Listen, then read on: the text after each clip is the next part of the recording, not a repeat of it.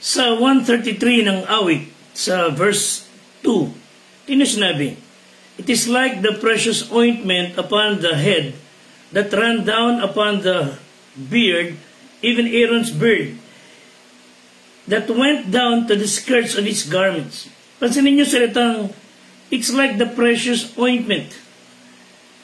Magandang araw sa ating lahat. Po yung lingkod, Fred de Guzman, ang life coach ng Squad 244. At nais ko pong talakayin natin ang isa sa napaka-importanting bagay, gampanin ng mag-asawa sa isa't isa. Kapag ho ang mag-asawa ay magkasangga sa lahat ng bagay, nagkakasundo, anumang problema sa paligid, matatag sila. Pero kapag sila ay hindi magkasangga, bagkus sila ang magkabangga, anumang ganda ng paligid, hindi magiging maayos ang pagsasama. Lagi nakataya po ang mga bata. Tulungan tayo ng Diyos. Kayo, ako, and all of you who are watching with us sa Pilipinas, sa ibang bansa man, may God help all of us to make our marriage work. Hindi po tayo dapat nagduduelo na mag-asawa. Because we should be in duet. Not in duel, but in duet. So, whether you are already married or about to get married, itong pag-uusapan natin makatutulong na malaki sa ating lahat. Sa aming mga ministro, sa ating mga likod ng bayan, at sa mga kapatiran sa ating mga iglesia. And the Bible says, precious as the anointing of oil. Ang isang pagsasama, magiging harmonious, smooth, tulad ng makinarya, pag merong langis. So, are we experiencing precious harmony sa ating buhay may asawa? Ang langis, tulad ng binanggit dito, are items that is processed from olives, herbs, na pag in-apply yung oil na yon na proseso sa ating balat, it would heal some wounds, it could be a refined item as a medicine, or yung oil, pagka talagang pinag-igi, magiging part ng pabango na magiging maayos ang halimuyak. Also, yung oil, it soothes the burn ng mga balat natin, mga nasunog, nasugatan. Oil in the industry would lessen friction sa mga makinarya. Oil will keep the gears humming instead of friction. Huwag sana po na maging chaotic ang ating buhay may asawa. Ang mainam ay maging harmonious. Of course, hindi nagkukonsentiyan sa mali. Maging payapa, nag-uusap. Yes, there are times na may tension, merong dapat pag-usapan, meron dapat na i-deal, but should not hurt each one. So if we are to ask, how can we have that harmonious home? We all should know the role of the husband and the wife. So we would ask God, Lord, anoint our relationship in every aspect. Anoint us with the oil of grace. Kailangan natin ng langis ng biyaya ng Diyos, and grace is such a very vital part sa buhay nating mag-asawa, nating mga may asawa, and it reduces friction. Oil in marriage, the grace of oil heals hurt feelings. Oil restores vitality. And that would help us to apologize kung tayo ay nagkamali after making a cutting comment. Sometimes, the most cruel comment would come from the one we love. I mean, the most cruel comment would come from the husband or the wife. So if one did apologize, is a good grace of oil. Pero pag magmamatas ang isa't isa, do not expect harmony in the home. So, the grace of oil in married life is, when we listen attentively sa ating kabiyak, as she or he express the feelings, you are offering an encouragement sa iyong kabiyak. Maraming mga areas kung saan we all need the grace of oil sa ating buhay. So, there are so many benefits. And three things sa ating buhay may asawa, ang kinakailangan nating sabihin, Lord, please, provide us the grace of oil sa aming buhay when you are facing marital realities. Sa 1 Corinthians 7, 3-5, ito sinabi ng Bible, ibigay ng lalaki sa asawa ang sa kanya'y nararapat. Ganyan din naman ng babae sa asawa. Ang babae ay walang kapangyarihan sa kanyang sariling katawan, kundi ang asawa. Ganyan din naman lalaki, walang kapangyarihan sa kanyang sariling katawan, kundi ang asawa. Huwag wika magpigil ang isa't isa maliban kung pagkasunduan sa ilang panahon upang kayo mamalagi sa panalangin at muling kayo'y magsama, baka kayo tuksin ni Satanas dahil sa inyong kawalan ng pagpipigil. So there will be times, there should be times na ang isa't isa, the husband and the wife, should find time in praying. And then, pagka tapos na, mapagkasunduan, maraming bagay na ipag-pray, then you can move on. Gawin ang nararapat, ibigay ng lalaki sa kanyang asawa, gayon din ng babae sa kanyang asawa ang nararapat. So, observe the theme of mutuality. Dito sa ating pinag-uusapang talata, Paul instructed the husband and the wife to treat each other with mutual respect. Kailangan intindi natin, with mutual dignity, with mutual love. Hindi yung, kailangan igalang mo ako. No, the thing is, kailangan igalang kita.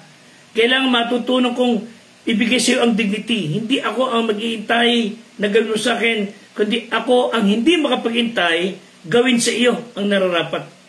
So Paul was encouraging an attitude not just to both sexual needs ng mag-asawa, but all areas of marriage and points to that marital reality which requires mutual unselfishness.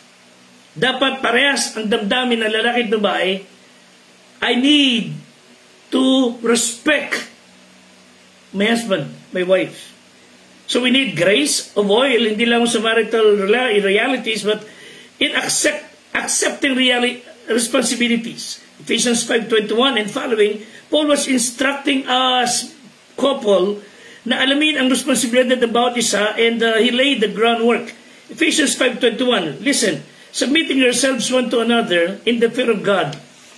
It means, Ephesians 5:22-24, eto sabi, mga babae, pasakop kayo sa inyong sariling asawa, gaya ng sa Panginoon, sapagat ang lalaki pangulo ng kanyang asawa, gaya man ni Kristo ng pangulo ng church, na siya rin ang nagligtas ng katawan.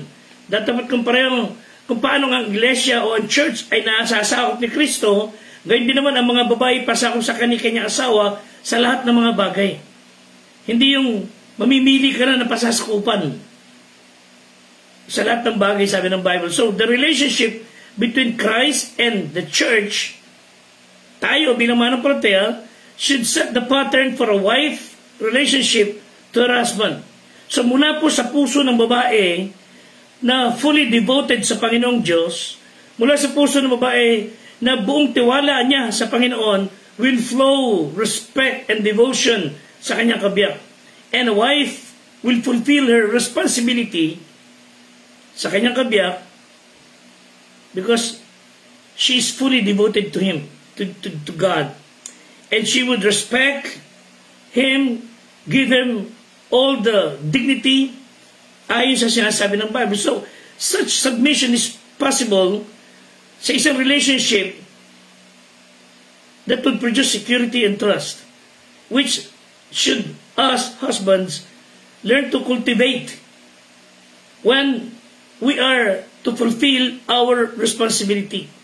So a principle for husband, listen, Ephesians 5:25 and following, mga lalaki, ibigin nyo ang inyong asawa, gaya naman ni Kristo na umibig sa church, ibinigay niya ang kanyang sarili dahil sa kanya upang kanyang pakabanalin ito, na nilinis sa pamamagitan ng paghuhugas ng tubig na may salita. Gayun din naman nararapat ibigin ng lalaki ang kanyang asawa na gaya ng sariling katawan. Ang umiibig sa kanyang sariling asawa ay umiibig sa kanyang sarili. So when we love, respect, give dignity to our wife, you are doing the same to you, to yourself. A husband fulfills his responsibility in marriage completely when he loves the Lord so deeply. Pagmahal natin ang Panginoong Diyos the way we say it, we would be able to love our wife properly. That is, paano minahal tayo ng Diyos? Without condition. The grace of oil will help us to say, I love you in spite of. Hindi yung, mahal kita kung. Wala ho. Ang pag-ibig na galing sa Panginoon ay hindi po may kondisyon. A husband who has experienced the grace of oil mula sa Panginoong Diyos will have an equal measure of grace, loving the wife unconditionally, sacrificially, just like our Lord who gave Himself to us unselfishly. So, sinamaris ni Paul yung responsibilidad ng lalaki at babae, Ephesians 5:33. Listen, gayon man ay umibig naman ang bawat isa sa inyo sa kanyang sariling asawa, gaya ng sa kanyang sarili, at ang babae ay gumalang sa kanyang asawa. Mahalin niyo ang inyong asawa. Igalang, irespeto. And the more spouses embody the grace of God, the more secure they would feel respect, they would feel confidence, and hindi mahirapan ang babaeng mag-submit sapagkat nadama niya yung nararapat niyang tanggapin mula sa kanyang kabiyak. And we submit without feeling threatened or lead without abusing authority. The grace of oil mula sa Diyos gears up the authority and submission to work together with ease. So, what are the roles in particular in our married life? And God must be at the center ng lahat ng bagay. We will be able to play the role o magampanan na ating gampanin sa ating kabiyak, sa ating pamilya, if God is the center of our life. Siya nangunguna.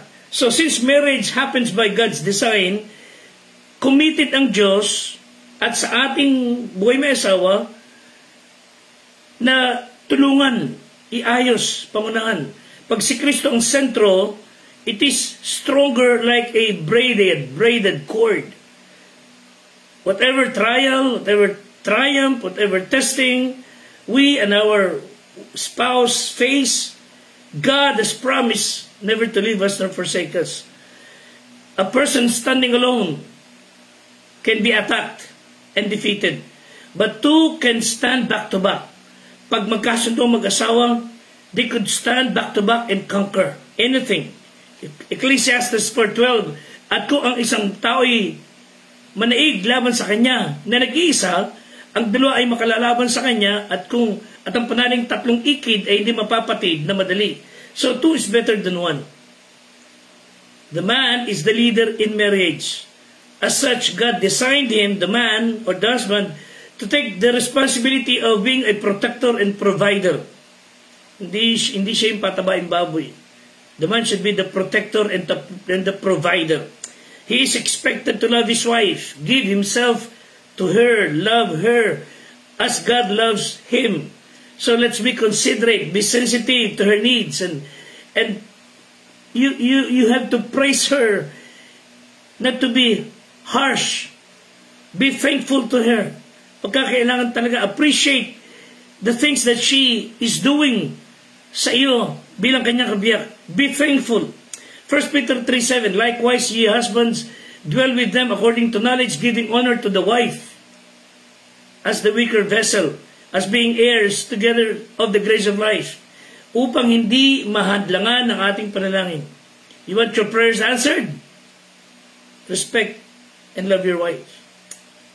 Pag nakita po ng Diyos yan, He will hear your prayers.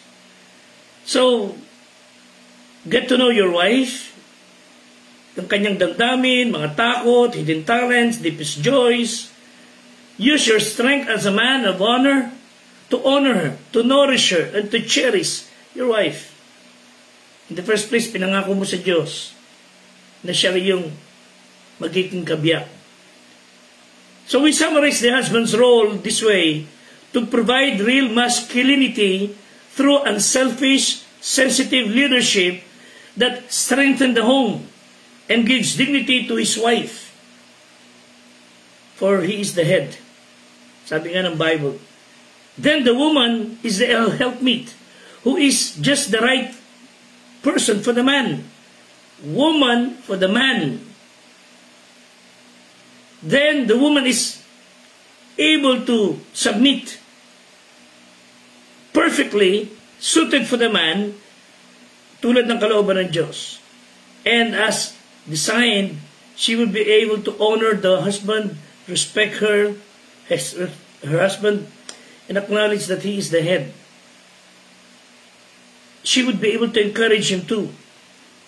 And she would exercise her power to do good in his life, help him become the man God intended him to become. So the role of the wife is this. 1 Peter 3:1. Ganyan din naman kayo mga asawang babae, pasakop kayo sa inyong sariling asawa upang kung ang ilan ay hindi tumalimas sa salita, ay mahikayat ng walang salita sa pamamagitan ng ugali ng kanya-kanyang sariling asawang babae. So wife is to model true femininity with character traits that are precious sa mata ng Diyos. Impressive sa mata ng kanyang asawa. A true helpmate ng husband. So the role is not a popular term today. Lagi na lang nagpapataas, lagi na lang nagpapagalingan. Pagka nasita, gagawa ng paraan na gumante, na nung araw nangako, for better or for worse. May God help us to have that grace of oil, that we would respect our wife and our husband. Sa mga ladies. So we will point out the role of being an encourager in our marriage. We all can be encouragers. This is like an epidemic. Encouragement is almost lacking sa lahat ng mga bagay. We all need to encourage one another. It's the reason people, dahil sa lack of encouragement, people dread going to work every day. Because of lack of encouragement, it's the reason why people cannot get to work properly, why people cannot wait to get out of marriage, why they are unable to give the husband or the wife and real joy, lack of encouragement. So the grace of oil, God's grace of oil is like the lubricant that lessens the friction in marriage na dapat nagbibigay lakas sa ating lahat. So it would keep the gears of relationship running smoothly. And we have seen a lot of slow, painful death of marriages with anger raging. Because mostly it's becoming lack of encouragement. But where does the ability to encourage come from? Grace from God. Grace is showing favor to someone even if they do not deserve grace. God's promise is that if we understand biblical role as husband and wife, we will be able to see through the grace of God, and we will be able to encourage our partner. So in closing, the role of husbands in giving grace is be responsible as the spiritual leader ng bahay, ng ating tahanan. It says in Ephesians 5:25 to 27, and when we lead the wife and the kids with the Word of God, ipamuhay din natin, make sure that your family hears and knows the Word of God, at makakapamuhay po tayo na may kalinisan. At ang salita ng Diyos lagi nilang ipaalala sa atin, ipaalala natin sa kanila. And then we would have a harmonious living kahit may mga pagsubok. So, try to discover her needs and try to meet them. And she would be very happy. Sinabi nga ng kasabihan, a happy wife means a happy life. This is the role of the wife in giving grace. You encourage your husband to be the spiritual leader. Proverbs 31:10-12, isang mabait na babae, sino makasusumpong? Ang kanyang halaga ay higit pa sa mga mamahaling bato. Ang puso ng kanyang asawa ay tumitiwala sa kanya. Siya hindi kukulangin ng pakinabang.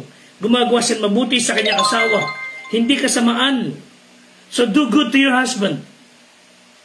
Wives, are you acting the role of a noble character? Bringing your husband good, not nagging. So tulungan tayo ng Diyos to have a reciprocal giving of the grace of God. So if we will do that, the wife would respect the husband. It's hard, but it's not impossible. Tulungan tayo ng Diyos. So, try to focus on positive things, on the things that is, being done to us. If you know how to appreciate, verbalize your appreciation, or through any in kind. So, in short, mga kapatid, ang role ng husband and wife should be like the role of Christ loving the church. Selfishly, sacrificially, unconditionally. And if that happens, whatever turmoil, paligid ng mag-asawa o ng tahanan, pag magkasundo ang mag-asawa, silang magkasangga, wala makababangga. So may God help all of us to have the grace of oil helping us harmoniously in our life as husband and wife. So may God give you peace, and God bless us all. Until next time, salamat po.